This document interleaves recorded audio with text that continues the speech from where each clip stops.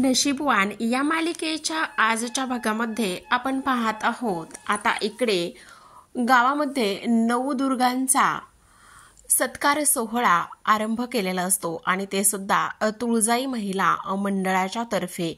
आणि त्याचा सत्कार सोहळा इथे उर्वशी आणि नागेश्वर यांच्या हस्ते होणार असतो.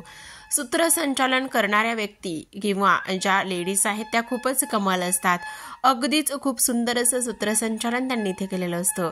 आता जेव्हा उर्वशी स्टेजवर जाते तेव्हाच तिथे गिरिजा तिला पाहते आणि गिरिजा तिच्या मैत्रिणीला म्हणत असते, हे बघ ती तीच मुलगी तीच बाई आहे जी इथे सत्कार करायला गेलेली आहे ना, ती इथे दुसरी तिसरी कोणी नाही तर त्या दिवशी इथे मोनूच्या अंगावर चिखलफेक केलेली तीच बाई आहे ती, असं इथे ती सांगत असते. आता इकडे ज्या नवदुर्गांचा सत्कार सोहळा होणार आहे त्या सत्कार सोहळा इथे करणार आहेत त्या म्हणजे उर्वशी मॅडम आणि त्याचबरोबर नागेश्वर. तर उर्वशी ह्या कुमारिकांच्या ओटी भरतील. तर ज्या नवदुर्गांनी इथे आता कोल्हापुरात धुमाकूळ घातलेला आहे त्यांचा सत्कार समारंभ इथे होणार आहे. धुमाकूळ घातलेला आहे म्हणजेच की त्यांनी दुर्गेचा अवतार घेतलेला आहे आणि दुर्गेचा अवतार घेऊन त्यांनी ह्या सगळ्या गोष्टी केलेल्या आहेत. असं म्हणजे जो काही दुष्टांचा संहार नाश केलेला आहे, वाईटावर मात केलेली आहे, असत्यावर सत्याचा विजय करून दिलेला आहे, गरिबांना मदत केलेली आहे, ह्या सगळ्या गोष्टींसाठी आपण 9 मुली इथे शोधलेल्या आहेत. आणि तेव्हा जेव्हा नागेश्वर स्टेजवर जातो, नागेश्वराच्या हातातलं जे घुंगरू असतं तेव्हा पुन्हा इकडे त्रास होत असतो गिरिजाला. गिरिजा म्हणते, जेव्हा जेव्हा अशा घुंगरांचा आवाज मला येतो तेव्हा तेव्हा मला खूप त्रास होतो आणि डोकं जड होतं, काहीतरी आठवतंय असं होतं. हे घुंगरू मी आधी सुद्धा लहान असताना भूतकाळात कुठेतरी पाहिलं आहे असं जाणवत राहतं. मला कळत नाही ह्या घुंगराचा आणि ह्या वाजण्याचा माझा काय संबंध आहे, हे कोडं कधी उलगडेल का, असा गिरिजा इथे विचार करत असते. आणि तेव्हा ती नागेश्वरकडे पाहतच असते. तेव्हा तिची मैत्रीण तिला म्हणत असते, तू काळजी करू नको, सगळं काही व्यवस्थित होईल, सगळं काही ठीक होईल, असं इथे ती बोलत असते. आता गिरिजाला नागेश्वरच्या हातातील ते घुंगरू दिसतच असतं आणि ते घुंगरू येणा त्या कारणाने वाजतच असतं. आता सूत्रसंचालन करणाऱ्या व्यक्ती ज्या आहेत त्या म्हणत असतात, आता तुम्ही दोघांनी सुद्धा इथे स्थानापन्न व्हायचं आहे. आता आपण त्या नवदुर्गा ज्या आहेत त्यांना इथे एक एक करून स्टेजवरती बोलवणार आहोत आणि एक एक करून स्टेजवरती बोलवण्यानंतर त्यांनी कुठल्या क्षेत्रामध्ये काय कामगिरी केलेली आहे हे सुद्धा आपण सांगणार आहोत. आणि त्यांचा सत्कार सोहळा इथे आता आपल्या ह्या दोघांच्या हस्ते होणार आहे. तर सुरुवातीची जी मुलगी आहे कुमारिका, तिचं नाव आहे अंकिता आणि अंकिताने इथे स्टेजवर यावे अशी मी तिला विनंती करते.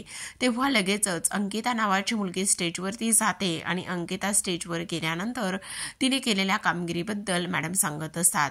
तर आपण पाहतो की इकडे आता दुसऱ्या बाजूला इथे रुद्र सुद्धा आलेला असतो. रुद्र मात्र आज खूपच आनंदात असतो.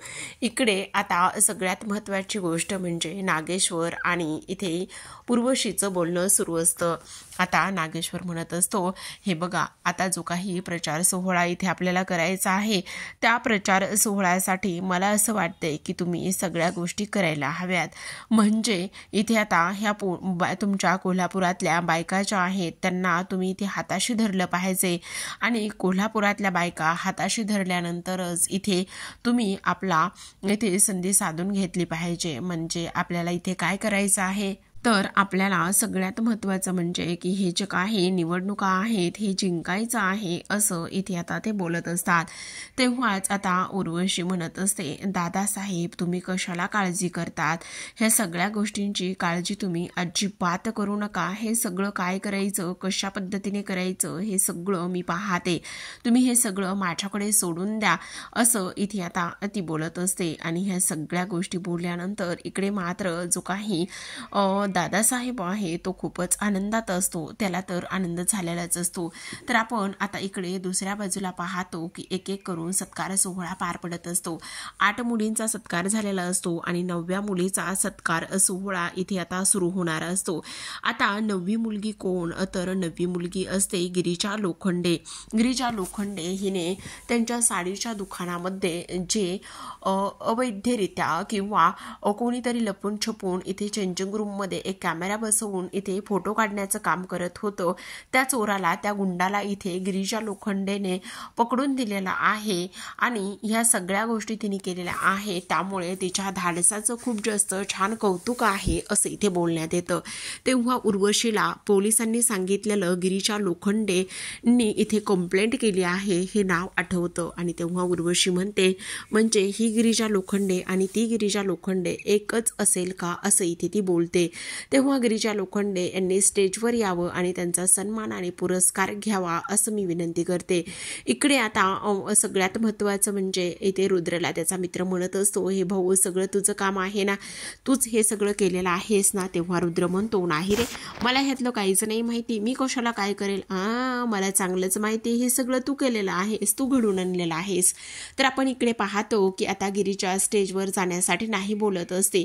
ती म्हणत असते, नाही मी अजिबात स्टेजवर जाणार नाही. आणि तुला एक गोष्ट सांगू, इथे ना मला त्या बाईच्या हातून सत्कार सोहळा वगैरे अजिबात करून घ्यायचा नाहीये, माझी इच्छा सुद्धा नाहीये.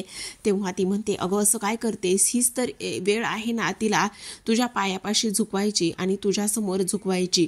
अगं तिला पण कळू देत ना, तू अशी काय करते, जा तू. तर इकडे स्टेजवरून आवाज येत असतो. गिरीजा लोखंडे यांनी ताबडतोब स्टेजवरती यावं आणि त्यांनी सत्कार स्वीकारावा. इकडे आता उर्वशी पाहत असते. तर तेव्हा तिची मैत्रीण म्हणत असते, इथे आहे गिरीजा, इथे आहे. तेव्हा उर्वशी आणि गिरीजा एकमेकींकडे पाहतात. आता उर्वशीला पूर्ण खात्री पटलेली असते की ही मुलगी दुसरी तिसरी कोणी नाही, तर ही मुलगी फक्त आणि फक्त हीच गिरीजा लोखंडेच आहे, ही गोष्ट तिला समजते. आणि उर्वशीचा खूप रागराग होत असतो. उर्वशी म्हणजे कंप्लेंट करणारी मुलगी आणि माझ्यावरती चिखलफेक करणारी मुलगी एकच आहे हे इथे उर्वशीला समजलेलं असतं. आता गिरीजा उठून उभी राहते आणि गिरीजा सुद्धा थोडीशी घाबरलेली असते, कारण त्या दिवशीचं जे काही इथे उर्वशीचं वागणं होतं त्यामुळे तिला थोडंसं टेन्शन आलेलं असतं की ही मुलगी, ही बाई कशी असेल, काय असेल, ह्या गोष्टी तर आपल्याला माहिती नाही आहेत. पण तरी सुद्धा आता आपण तिथे जाणं आणि हा पुरस्कार घेणं खूप जास्त गरजेचं आहे असं सुद्धा आता इथे ती बोलत असते. तर आता प्रेक्षकांनो इकडे आपण पाहतो की आता लगेचच जी गिरीजा आहे ती स्टेजवरती जाऊन पोहोचते. गिरीजा स्टेजवरती जाऊन पोहोचल्याबरोबर नागेश्वर तिचं कौतुक करतात. नागेश्वर म्हणत असतात, खरंच तुमच्यासारख्या मुलींची ह्या कोल्हापुरामध्ये अत्यंत गरज आहे, कारण तुमच्यासारख्या मुली इथे अशा गोष्टी करू शकतात. तर आता या गावामध्ये अन्याय हा होणारच नाहीये आणि खरंच तुम्ही जे काही इथे काम केलेलं आहे ना, ते काम खूप चांगल्या पद्धतीने केले आणि त्यामुळे तुमचं अगदी मनापासून कौतुक आणि अभिनंदन सुद्धा असं इथे आता ते बोलत असतात आणि गिरीजाला बॉक्स देत असतात. गिरीजेचं लक्ष त्या घुंगराकडे जात असतं. तर इकडे आता लगेचच लाईट्स जातात आणि लाईट्स गेल्यानंतर इथे रुद्र म्हणत असतो, लाईट्स कशा गेल्या, चल पटकन आपण बघूया. तर इकडे आता लगेचच आपण पाहतो की लाईट्स गेलेल्या असतात आणि नागेश्वरांच्या समोर इथे गिरीजा असते. आता गिरीजाला पाहिल्यानंतर त्यांना वेगळाच भास होतो. गिरीजामध्ये त्यांना देवीचं रूप दिसतं आणि गिरीजामध्ये देवीचं रूप दिसल्यानंतर ते विचार करतात, हे सगळं माझ्यासोबत काय होतंय, ह्या सगळ्या गोष्टी काय आहेत असा इथे ते विचार करत असतात. तेव्हा लगेचच गिरीजाच्या पाठीमागे देवीचं रूप दिसल्यानंतर ते थोडेसे टेन्शनमध्ये येतात आणि ह्या सगळ्या गोष्टी काय आहेत असा विचार ते करू लागतात. तेव्हा लगेचच त्यांचा तोल जातो. तोल गेल्यानंतर बाजूला जो टेबल आहे त्या टेबलाला हात जोरात लागतो आणि टेबलाला जोरात हात लागल्यानंतर आता त्यांच्या हातून रक्त येतं. लगेचच ते खाली कोसळतात. तर गिरीजाच्या पायावरती त्यांचा हात असतो आणि त्या हाताचं पूर्ण रक्त गिरीजाच्या पायाला लागलेलं असतं. तेवढ्यातच लाईट्स आलेल्या असतात आणि लाईट्स आल्यानंतर इकडे गिरीजा म्हणत असते, अहो तुम्ही इथे खाली काय करताय, उठा प्लीज. आणि तेव्हा लगेचच आता नागेश्वर उठून उभा राहतो. तेव्हा आता इकडे मात्र नागेश्वर म्हणत असतो, नाही काही नाही, अहो दादासाहेब तुमच्या हाताला लागलंय, जखम झालेली आहे, हे सगळं काय आहे. तेव्हा आता इकडे तो म्हणत असतो, नाही काही नाही झालेलं, तुम्ही सत्कार करा ताईसाहेब, तुम्ही सत्कार करून घ्या त्या मुलीचा असं म्हणत असतात. तेव्हाच आता इकडे मात्र उर्वशी तिच्या समोर जाते. उर्वशीला तर अगोदरच तिचा राग असतो. आता सुद्धा उर्वशीला असं वाटतं की गिरीजाने रुद्रानेच तिच्या दादासाहेबांना काहीतरी केलेलं आहे. ती समोर जाते आणि म्हणत असते, काय केलंस माझ्या दादासाहेबांना, काय केलं सांग पटकन. तेव्हा आता इकडे गिरिजा म्हणते, मी तर काहीच नाही केलं, तुम्हीच त्या दिवशी माझ्या घरी येऊन माझ्या वडिलांना चिखलात लोळवलं, तुमची हिंमत कशी झाली हे सगळं काही करण्याची. आणि तेव्हा इथे आता गिरिजा आणि त्या दोघी बोलत असतात. तेव्हाच दादासाहेब मध्येच म्हणतात, हे बघा ताईसाहेब, आपण आता इथे समाजामध्ये किंवा बायकांमध्ये आहोत, इथे खूप लोक आले आहेत, तुमच्या दोघीमधला जो काही वाद आहे किंवा भांडण आहे ते तुम्ही नंतर मिटवा, आता तिचा सत्कार करून घ्या. तेव्हा उर्वशी म्हणते, लायकीत राहायचं. तेव्हाच दादासाहेब म्हणतात, बोलतायत दोघी जणी बोलतायत ना, शांत बसा, सत्कार होणारच आहे. असं म्हटल्यानंतर आता लगेचच दादासाहेब उर्वशीच्या हातामध्ये तिच्याकरिता असलेली साडी देतात आणि म्हणत असतात, ताईसाहेब सत्कार करा म्हणतोय ना तुम्हाला ताईसाहेब, घ्या ताईसाहेब, असं काय करताय, सत्कार करा ताईसाहेब. असं म्हणूनच आता इकडे ताईसाहेबांच्या हातामध्ये ते साडी देतात. आणि तेव्हा आता उर्वशी इकडे गिरिजाला ती साडी देत असते. तर इकडे मात्र आता ती तिला नमस्कार करते. नमस्कार म्हणजे फक्त हात जोडण्याचं काम करत असते. इकडे आता लगेचच गिरिजाला राग आलेला असतो, कारण इथे ती लोळवणारी व्यक्ती इथे दुसरी तिसरी कोणी नसून हीच आहे. कारण लायकीत राहायचं हा शब्द तिने ऐकलेला असतो. आणि तेव्हा इकडे मी हिच्या अंगावर चिखलफेक केलेली आहे म्हणूनच ह्या सगळ्या गोष्टी झालेल्या आहेत असं सुद्धा गिरिजाला माहिती असतं. आता हे सगळं काही झाल्यानंतर इकडे मात्र उर्वशीला तिचा राग आलेला असतो. ती म्हणत असते, ह्या सगळ्या गोष्टी अशा झालेल्या आहेत, मी ह्या मुलीला अजिबात सोडणार नाही, मी ह्या मुलीला अजिबात माफ करणार नाही. आता तर मला ही अंकित जी काही लोखंडे आहे, गिरिजा लोखंडे, ही इथे समजलेली आहे ना, त्यामुळे मी बघा आता हिची कशी वाट लावते वगैरे वगैरे, हे सगळं काही इथे आता ती बोलत असते. तर आपण पाहतो की आता इकडे जे दादासाहेब आहेत ते म्हणत असतात की अशा पद्धतीने नवदुर्गा सत्कार सोहळा इथे आता त्याची सांगता होत आहे असं आपण जाहीर करतो. आणि तुम्ही खूप छान प्रतिसाद दिला, भरभरून प्रेम दिलं, असंच प्रेम आशीर्वाद सतत कायम आपल्या मंडळावर राहू द्या आणि मंडळाचे आभार सुद्धा आपण मानत आहोत असं इथे ते बोलतात.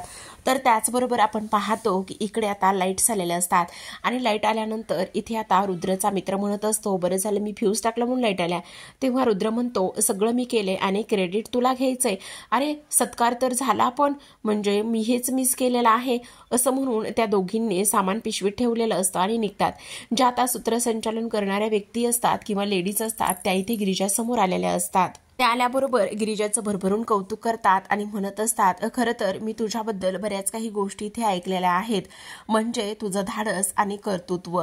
जसं की तेव्हा तू साडीच्या दुकानामध्ये जो इथे गपचूप फोटोशूट करत होता, व्हिडिओ काढत होता मुलींचे, ते तू सगळं कसं केलंस, ह्या सगळ्या गोष्टीमुळे तुझं खूप कौतुक आहे. आणि तेव्हाच इकडे गिरिजा म्हणते, पण ह्या सगळ्या गोष्टी मॅडम तुम्हाला कशा समजल्या आणि माझं नाव इथे कुणी रिकमेंडेड केलं होतं. तेव्हाच इकडे आता त्या म्हणत असतात, अगं तुझं नाव इथे खास रिकमेंडेड केलेलं होतं आणि ती खास व्यक्ती आहे, कोण आहे असं समजल्यानंतर रुद्रप्रतापनी तुझं नाव इथे सांगितलं होतं.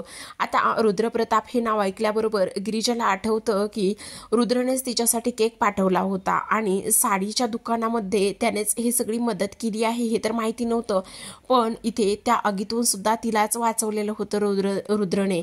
या सगळ्या गोष्टी आठवतात आणि तेव्हा इथे आता ती म्हणत असते, काय सांगताय तुम्ही, मला भेटायचं आहे रुद्रांना.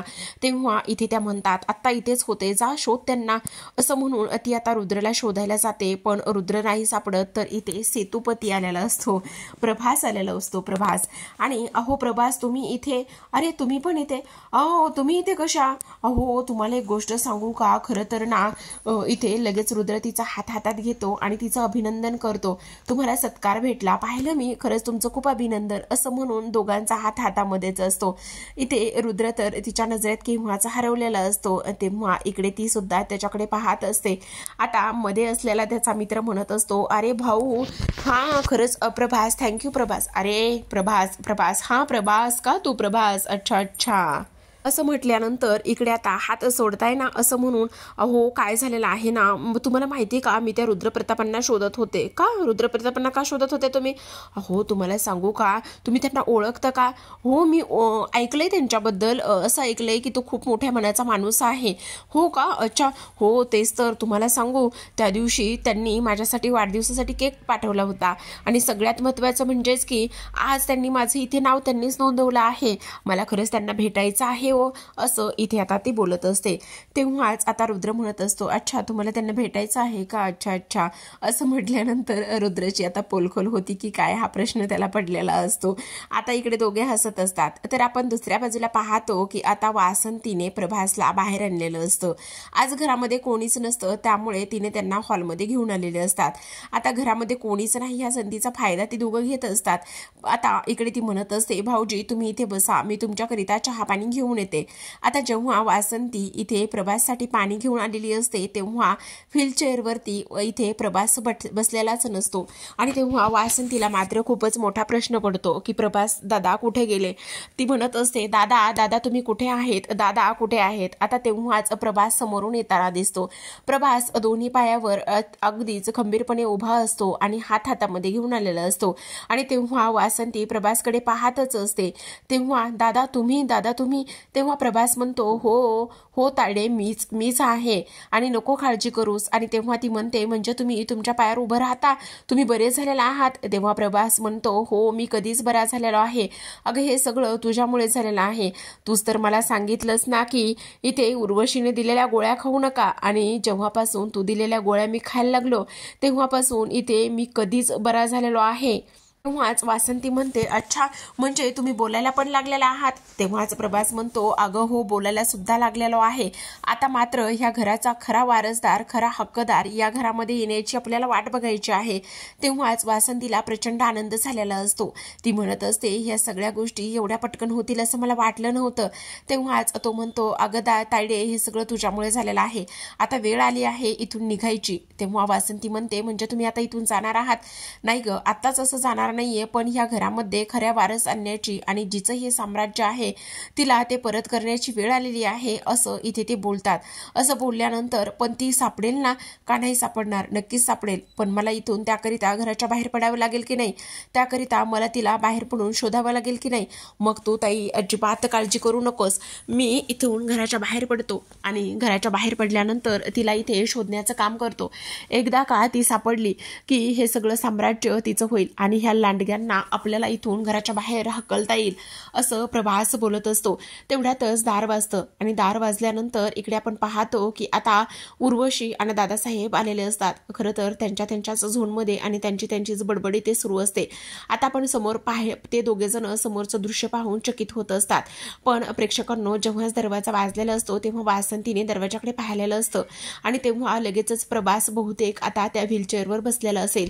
तर आजच्या भागामध्ये एवढंच. उद्याचा भाग खूप इंटरेस्टिंग होत असतो, कारण उद्याच्या भागामध्ये आपण पाहतो की आता गुरुजींनी एक पाणी दिलेलं असतं. एका काचेच्या बाउलमध्ये पाणी असतं आणि त्यामध्ये 1 रुपयाचा नाणा टाकलेला असतो. गुरुजी म्हणत असतात की हे पाणी अजिबात गढूळ होऊ द्यायचं नाही आणि आज कोणीही पैसे खर्च करायचे नाही, नाहीतर जर पाणी गढूळ झालं तर तुमची दुर्दशा चालू झाली म्हणून समजा. तेवढ्यातच आता इकडे उर्वशी जी आपली गिरीजा आहे तिच्याकडे जाते आणि तिच्या तोंडावर 1 रुपयाचं नाणं मारते. आता गिरीजा इकडे रुद्रच्या घरी आलेली असते. आता तेव्हाच तिथे सांडलेल्या पाण्यावरून तिचा पाय निसटतो आणि निसटल्याबरोबर तिला चक्कर येते, कारण तिने आता इकडे नागेश्वरच्या हातातलं वाजणारं घुंगरू पाहिलेलं असतं आणि तेवढ्याच रुद्र येऊन तिला वाचवतं. तर पाहत राहा नशीबवान.